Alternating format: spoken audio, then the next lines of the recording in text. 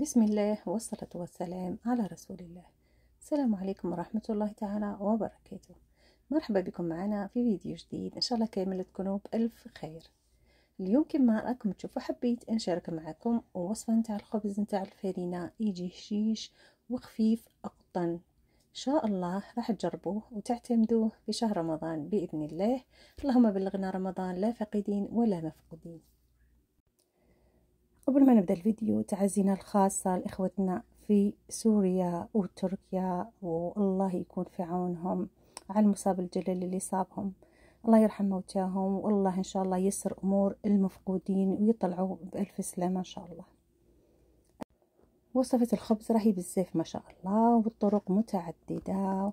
وكما نعرفوا الخبز لازم يكون في الميدان نتاعنا، سواء تاع الفطور ولا السحور، وهذه الطريقة مضمونة ورائعة. نروحوا للمقادير. راح نديروا الخلطة السحرية اللي قلت لكم، خلطة يابانية من قبل ولا صينية يستعملوها في الخبز نتاعهم بزاف. فعندي الماء كيلت 250 غرام، وزدت كيلته بهذا الكيس، يعني عندي كيس وشوي. هنا نصف كيس فرينة. راح نخلطوهم بارد في بارد على النار.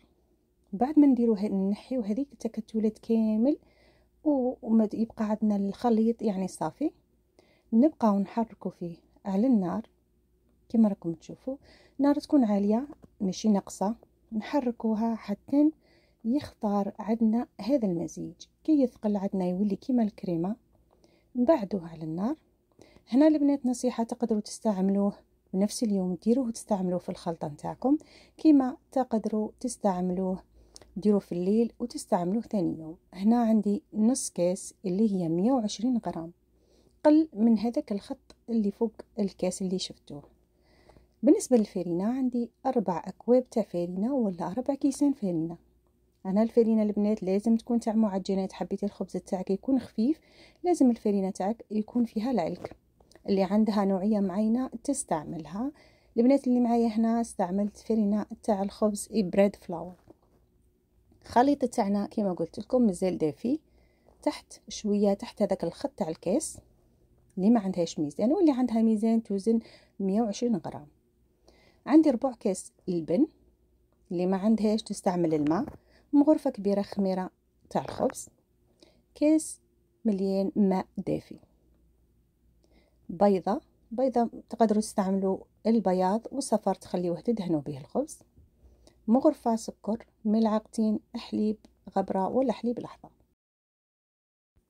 الزيت راني كنت مذكرتوش، عندي 3 ملاعق كبار تاع اكل، مغرفة تاع الكوزينة عادي تاع العشاء، وملعقتين تاع الزبدة راح نضيفهم من بعد في الاخير. هنا المغارف تاع الزبدة البنات ما يكونوش عامرين الجبل، تقريبا عندنا 50 غرام. راح نبدا نلم الخليط تاعي حتى تدخل هذيك كما نقولوا السوائل في النواشف وتجمع عندنا عجينه. هنا باه نتاكدوا العجينه نتاعنا راهي كما نقولوا القوام تاعها راهي مليحه، نغسلوا يدينا ونشوفوا القوام. هنا انا لقيتها ناقصه شويه، زدت لها 2 مغارف كبار نتاع ماء.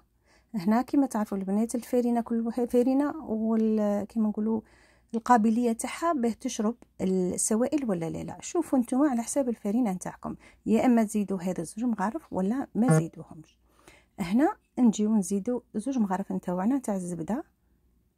انا نحب نزيدهم في الاخير، خير وخير البنات. ليه؟ اللي ما عندهاش العجينه في هذا الوقت اللي راح يدخل الزبده داخل العجين راح تتعجن العجينه تاعها بلا ما تحس. واللي عندها العجينه روحي حبيبه حطيها في العجينه وحطي كلش في العجينه وخلي الزبده لاخر مرحله كيما درنا هنا. ندلك العجينه نتاعي تقريبا 5 دقائق البنات اذا ما عندكمش البيترا. هنا حتى ترطب عندنا مليح مليح. كل ما تعجنيها كل ما تجي الخبز نتاعك خفيف وهشيش. راح نحط العجينه نتاعي تخمر، راح نغطيها. انا سخنت الفرن نتاعي شويه دفيته، ندخل العجينه تخمر، من بعد نجي نشكلوها. هنا من بعد ما خمرت عندي العجين وضاعف الحجم نتاعو، العجين ما شاء الله راه خفيف خفيف خفيف. راح نقطعوه على حساب الكميه اللي بغيتو. تحبوا ديروه خبزات كبار، 2 خبزات كبار تحبوا ديروا خبزات صغار كما درت انا هنا. هذه كميه تاع ربع كيسان، راح يدير لكم ما شاء الله كميه تكفي عائله، يعني 6 خبزات صغار ما شاء الله، ماهمش كميه قليله.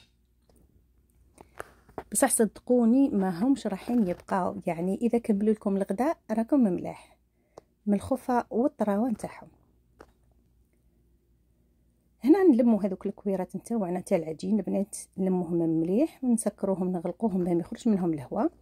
نغطيهم بالفوطه ونخليهم يرتاحوا مده 5 إلى 6-7 دقائق هكذاك على حسب الجو تاعكم تاع الكوزينه، حتى العجينه تاعنا تسهل باه نقرصوها يعني ونعطيوها السمك اللي حبينا. هنا انا ما نحبش الخبز يكون عالي بزاف ولا فيه البابه بزاف، وانتوما كل واحد على حساب العائله نتاعو.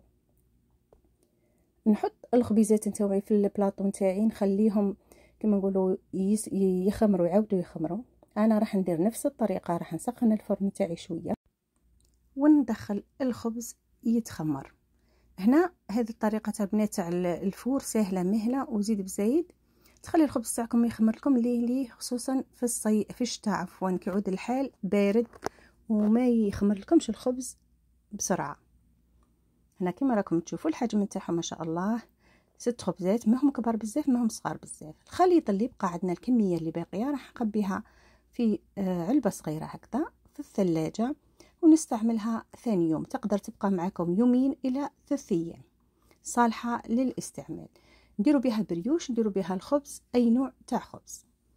انا راح ندير حشوه سهله مهله. عندي فخاذ تاع الدجاج كنت مغسولين ومقطعين شرايح رقيق، نضيف عليهم ملعقه كبيره نتاع ليمون، شويه زعتره. البنات الزعتره اللي ما يعرفوهاش هنا هذه هي زعتره، نضيفوا كميه قليله، واللي ما يحبهاش يستغنى عليها يزيد دبشه ولا معدنوس اي حاجه عندكم.